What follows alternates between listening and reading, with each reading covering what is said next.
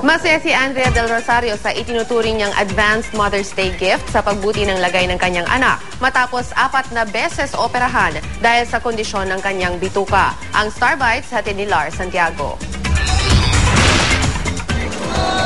Halos mawala ng pag-asa si Andrea Del Rosario nang ipanganak ang kanyang anak na si Beatriz na may malubhang sakit sa bituka.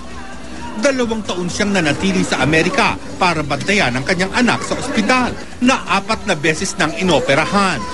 Hindi birong sakit ng kalooban ang naramdaman ni Andrea bilang ina sa tuwing makikita niya ang paghihirap ng anak. Ngayon, nakakahinga na ng maluwag si Andrea dahil normal lang nabubuhay at nakapaglalaro si Beatriz. She had 4 surgeries.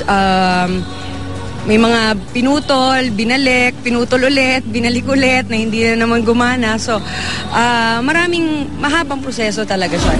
Nagpapasalamat si Andrea na nanatili sa kanyang tabi ang kanyang pamilya habang ipinapagamot niya si Beatriz. Kumusta naman kaya ang relasyon ni Andrea sa ama ng kanyang anak? Oh, he's around.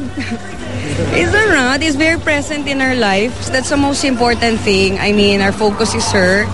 And, you know, he saw what she went through. And that's why, ganun na rin lang yung pagmamahal niya kay Beatriz. And that's all that matters to me.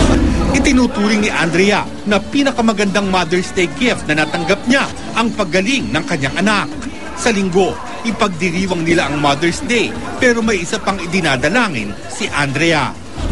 I don't get to talk to my mom because of some family issues, but yon, sana ma-resolve din namin yung issues namin ngayong Mother's Day. Lars Santiago, GMA News.